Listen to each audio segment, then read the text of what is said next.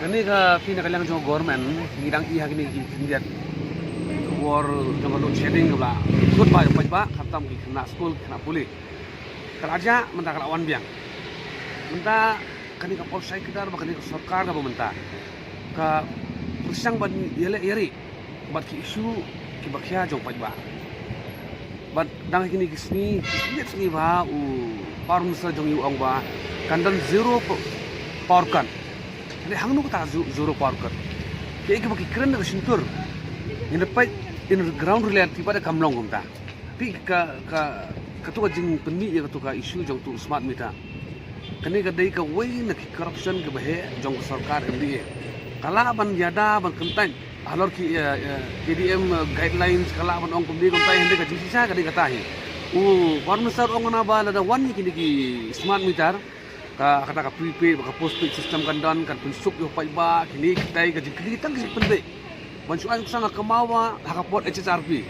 high registration plate tu ngi pendai teli ha pendai bai hatu pot dang sedang mengkongru kuan kijo hi kising pende nak sarkar hatu ka por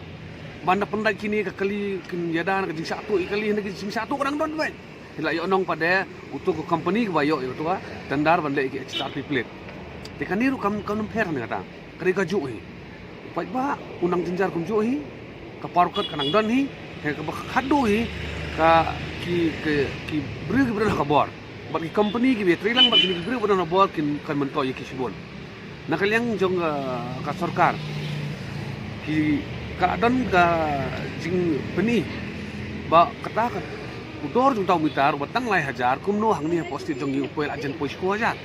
ajen long laisha dia kini ka clarification war mustar 4 air klem la ban ai ya clarification halor ka dor jong mitar bala dak kwa ban pendai jo tau smart mitar ru kidi ban penaham no sa ka dor lai hajar kang ba kan ta pa ba